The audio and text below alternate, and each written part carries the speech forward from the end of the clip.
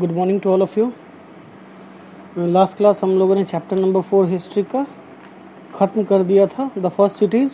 आज जो हम लोग चैप्टर शुरू करने जा रहे हैं वो है हिस्ट्री का chapter number 5, different way of life, the वैदिक पीरियड। यानी वैदिक पीरियड के बारे में, वेदास वगैरह के बारे में आज हम लोग स्टार्ट करेंगे चैप्टर।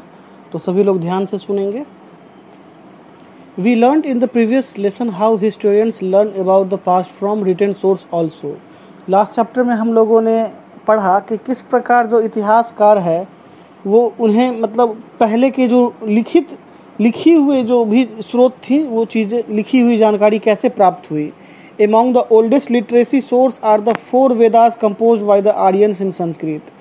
यानी जो ओल्डेस्ट लिटरेसी सोर्स है, यानी सबसे पुरानी लिखी हुई कोई भी चीज़ें, मतलब लिखित में जब कोई इन्फॉर्मेशन हमारे पास है सबसे पुराना, वो क्या है? 4 वेदास। हमारे 4 वेदास वो सबसे पुरानी लिखी हुई चीज़ हैं, कंपोज्ड बाय आर्यंस इन संस्कृत। जो किसके द्वारा कंपोज किया गया था? तो आर्यंस के द्वारा। और वो किस भाषा में थी? तो संस्कृत भाषा में। The Aryans came in from the north west. जो हमारे इंडिया में जो आर्यंस आए, ये कहाँ से आए थे? तो नॉर्थ वेस्ट की तरफ से आए थे, towards the middle of the second millennium BC। यानी अभी से 3500 ईयर्स बैक, यानी 1500 BC में ये लोग नॉर्थ वेस्ट की तरफ से आए थे और यहाँ हमारे भारत में आके बसे थे। The Vedic age gets it name from the 4 Vedas. और वैदिक एज जो नाम पड़ा है वो उसके 4 वेद से नाम पड़ा है। वो 4 वेद क्या क्या है आप सब लोग को पता ही है, नहीं पता है तो अभी हम लोग सब के बारे में पढ़ेंगे। अब हमारा टॉपिक आ रहा है द वेदास, यानी इसी में 4 वेद हमारे हैं। The word Veda means knowledge. Veda का जो मतलब होता है वो क्या होता है? नॉलेज, यानी जानकारी। They contain hymn songs in praise of various gods and goddesses. यानी वेदा में जो होते हैं वो क्या थे? भजन थे। वो जो हम लोग देवी देवताओं के लिए जो गाते हैं, लिखते हैं, तो जो वेदास जो थे उसमें क्या चीज़ें थी? हाइम्स। हाइम्स का मतलब भजन होता है, जो हम लोग किसके लिए गाते थे? अपने विभिन्न प्रकार के जो भी देवी देवता थे उनके लिए।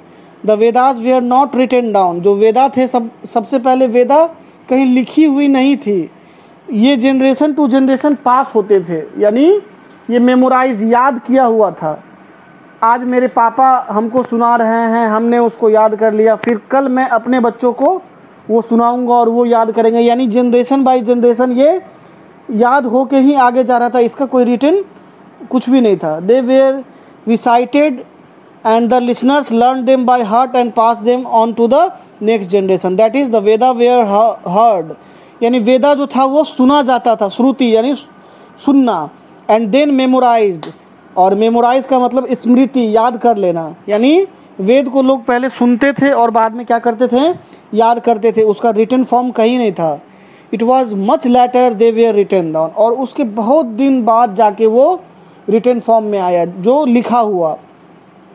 दे are the main source of history for the period between 1500 BC to 600 BC। यानी 1500 BC से 600 BC के जो पीरियड हैं, इसके बीच के जो उस बीच के जो भी जानकारी हमें अभी प्राप्त हुआ है, उसका मेन सोर्स जो है वो आपका वेदास है। यानी वेदास से ही जो 1500 BC और 600 BC के जो भी पीरियड है, उस काल के जो भी चीज़ें हिस्ट्री थी, वो सब चीज़ हमारे पास उसकी जानकारी वेदास से ही आए।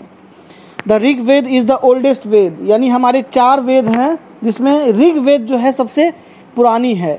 It gives A vivid picture of the early वैदिक पीपुल।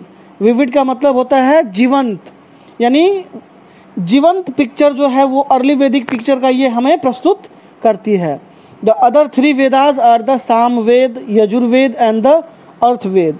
यानी ऋग्वेद के अलावा जो 3 और वेद हैं वो क्या क्या हैं? सामवेद है, यजुर्वेद है और अर्थवेद है।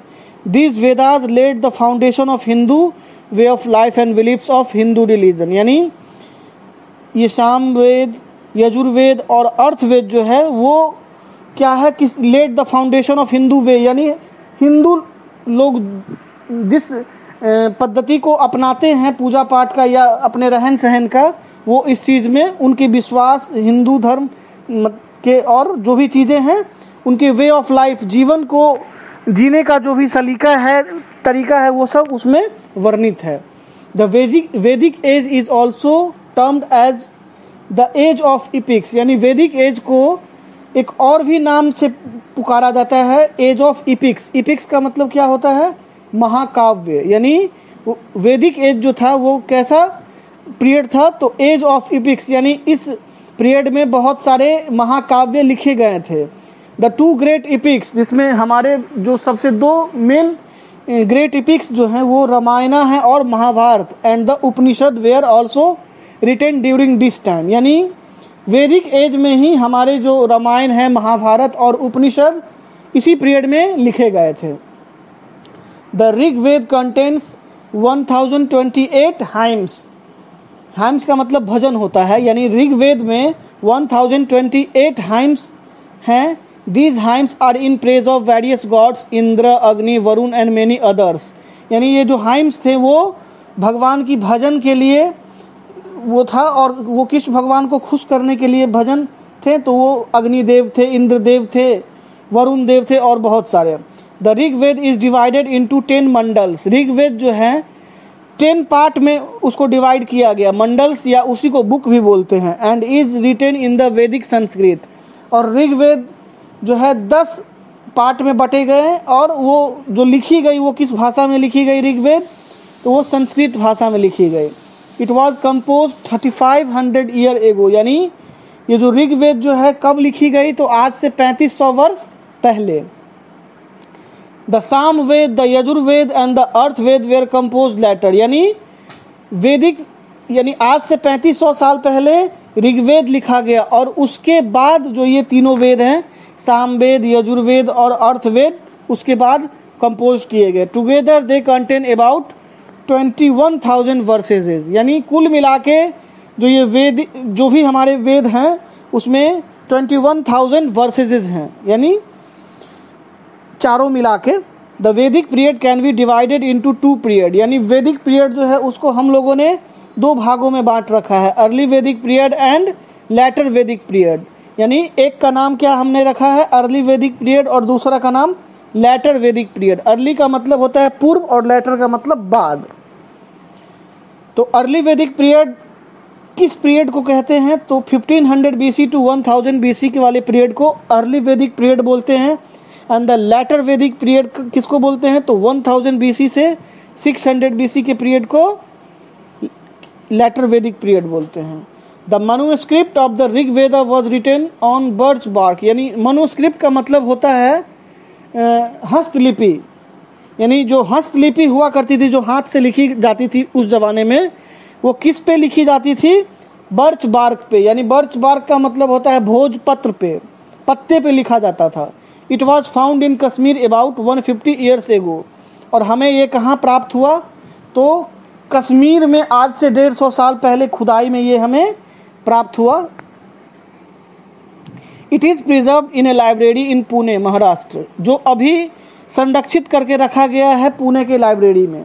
सम of the hymns of Rigveda are written in the form of dialogue. यानी ऋग्वेद के जो भी कुछ भजन हैं वो डायलॉग के फॉर्म में लिखे गए हैं। They tell us about the cattle.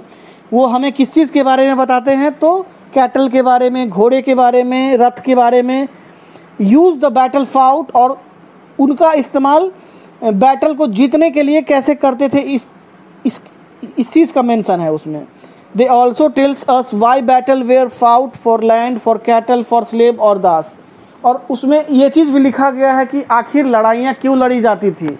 तो लड़ाइयाँ लड़ी जाती थी ज़मीन के लिए, जानवरों के लिए, कैटल के लिए, और जो हमारे दास होते थे, स्लेव्स होते थे, उनके लिए।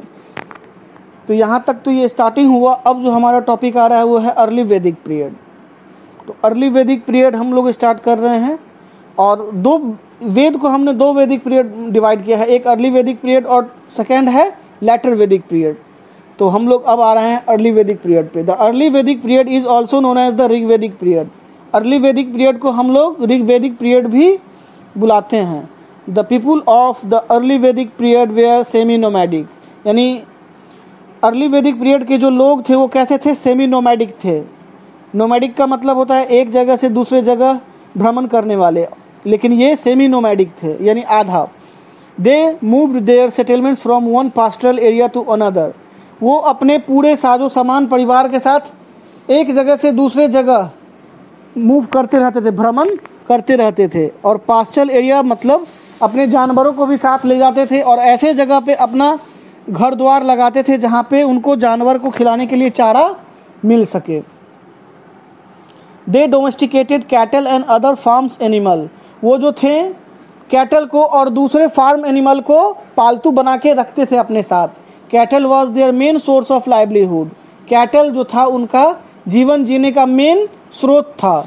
Cattle ploughed the land and provided them with milk butter and ghee, cattle जो वो लोग पाल के रखते थे वो कैटल का इस्तेमाल कैसे करते थे, तो कैटल से वो ज़मीन को जोतने में काम करते थे और कैटल हमें जो है उन्हें दूध, मक्खन और घी देती थी। ठीक है, अब आ रहा है वो अर्ली वैदिक पीरियड के अंदर ही द आर्यंस आ रहे हैं। तो हम लोग आर्यंस के बारे में थोड़ा सा जानेंगे। The Aryans migrated to the Indian subcontinent in large group through the Khyber pass. जो आर्यंस जो थे वो भारतीय नहीं थे, ये भारत में बाहर से आके बसे थे। तो ये कहाँ से आए थे, तो Aryans migrated to the Indian subcontinent, यानी इंडियन सब कंटिनेंट में ये माइग्रेट होके आए थे बड़ी संख्या में, बड़े ग्रुप में। किसके थ्रू, तो खैबर पास के थ्रू। एक पास है, पास दर्रा जिसको बोलते हैं, वो खैबर पास उसका नाम है, उसके थ्रू वो इंडिया या इंडियन सब कंटिनेंट में दाखिल हुए थे। They rapidly spread in the area known as Sapta Sindhu, the land of 7 river, यानी धीरे धीरे वो जो है स्प्रेड कर गए एक एरिया में जो कहलाता है सप्त सिंधु। सप्त सिंधु का मतलब होता है द लैंड ऑफ 7 रिवर, यानी 7 नदियों की देश। The Aryan soon adopted agriculture after settling down in small communities, यानी आर्यंस जैसे ही आते थे वो छोटे छोटे कम्युनिटीज में बट जाते थे और जल्द ही वो लोग जो हैं सो एग्रीकल्चर को एडॉप्ट कर लिया, खेती को उन लोगों ने सीख लिया। They cultivated the land by means of plough driven by bulls and oxen, वो लोग खेत किससे जोतते थे, तैयार करते थे, तो ऑक्सन से या बुल से। They grew barley and use vessels and implements made of copper, यानी वो लोग जो हैं बार्ली को उगाते थे और बर्तनों का इस्तेमाल करते थे जो बर्तन कॉपर से बने होते थे। The Aryans introduce the horse in India from central Asia, यानी आर्यंस जो थे वो अपने साथ साथ सेंट्रल एशिया से घोड़े लाए थे, यानी घोड़ा पहले इंडिया में नहीं होता था, तो आर्यंस ही हैं वो जो इंडिया में घोड़े लाए थे। और ये घोड़ा कहाँ से आए थे, तो सेंट्रल एशिया से हमारे इंडिया में आए थे घोड़े। इस घोड़े का इस्तेमाल वो लोग क्या करने में करते थे, horses were use to draw chariots, यानी रथों को खींचने का काम घोड़ों से करते थे। Later the horse become a very important religious symbol, बाद में चल के जो घोड़े हैं वो हमारे लिए बहुत ही इंपॉर्टेंट रिलीजियस सिंबल हो गए, यानी हमारे धार्मिक चिन्ह वो हो गए। अश्वमेघ यज्ञ आपने सुना होगा, यानी अश्वमेघ यज्ञ में एक अश्व को यानी एक घोड़े को यज्ञ के बाद छोड़ दिया जाता है, वो घोड़ा जिस जिस एरिया में घूम फिर के आता है वो सब एरिया उस राजा का हो जाता है जो अश्वमेघ यज्ञ कराता था। ठीक है, तो आज के लिए इतना ही है, बाकी जो भी बचा वो कल के क्लास में हम लोग पूरा करेंगे। Thank you.